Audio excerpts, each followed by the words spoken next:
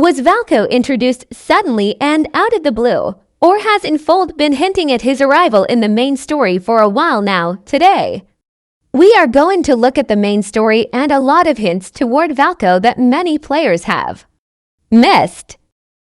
Valko has been hinted in other parts of the game. One example is the Last World Underneath story, but I'm going to only focus on the main story in this video. One of the best places to put a hint toward the sixth love interest was in the last main story update because they did something similar during Silas's debut.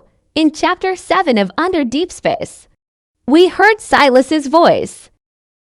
Guess what? They did the same thing for Valko, but it's a little different. In the first part of 2 Hour Tomorrow Chapter 1, a conference was held by Ever, where they put a fake person as the face of Ever's new project. Right after the conference, the man was held down by an unknown person who was using a voice changer. I even questioned if this unknown person was the sixth love interest in my video about Chapter 1 of T. Our Tomorrow, let's look at the scene. The location? It's a moving island. No one knows its exact coordinates. A person like me knowing this much information is already an exception to the rules. Please understand.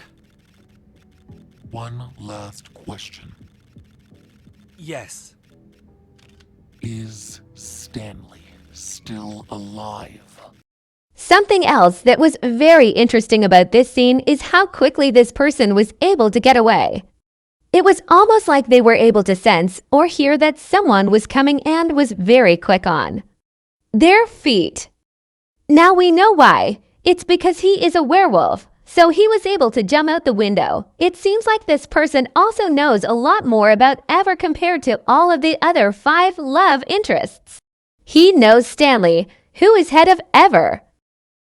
This will make so much sense for Valko since he is a chairman, which means he will have a lot of connections in the business world. Not only that, since he is the chairman of Yonkori Tech, which means they are in the same industry as Ever.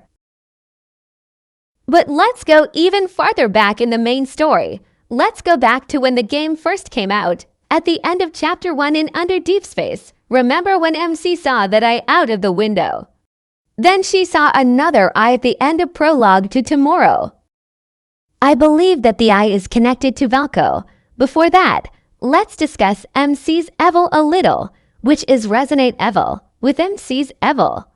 She was able to resonate with Raphael's painting and saw something from a past life.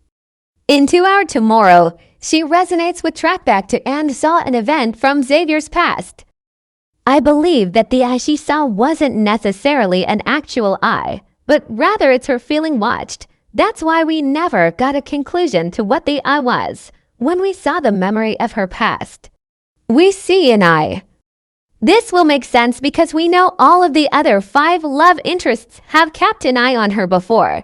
We saw Mephisto in Chapter 3 before Silas was introduced.